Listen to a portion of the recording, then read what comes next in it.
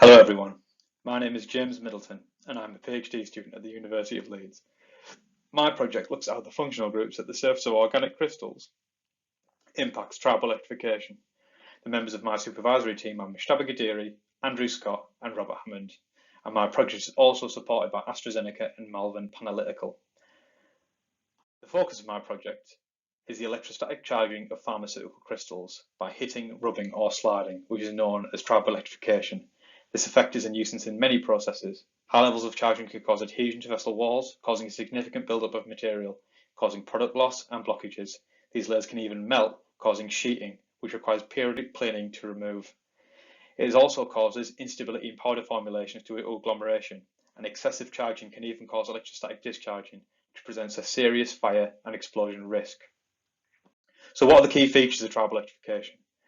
Things will tend to charge differently depending on the material that it's contacted with, allowing them to be ranked into a triboelectric series, where materials higher on the series can be expected to charge negatively when contacted with materials lower on the series, which charge positively. Different substances experience different magnitudes of charging, depending on their material, the humidity, the temperature, and any external light sources and electric fields. Material properties such as particle size and surface roughness also have a significant impact. Considering these factors, it makes triboelectrification very difficult to study. It is obviously very difficult to keep all these factors consistent across experiments, which casts doubt on the accuracy of many published triboelectric series. Currently, there are three proposed mechanisms for triboelectrification: electron transfer, ion transfer, and material transfer. And to this day, the debate continues as to what the primary charge carrier is in this process, electrons or ions, as both mechanisms have compelling evidence both for and against. Totally insulating materials are known to charge. In fact, the accumulation of charge is much more significant in these materials, despite their electrons supposedly being trapped in secure energy levels. With regard to ions, not all materials have surface ions to donate, so in this instance, the development of water film supplies dissociated ions that act as the vehicles for charge transfer.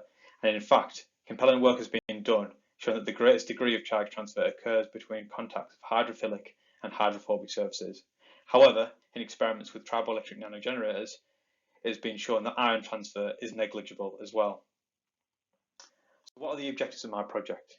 I basically want to develop a methodology to assess the charging characteristics of pharmaceutical materials based on the functional groups exposed at the surface.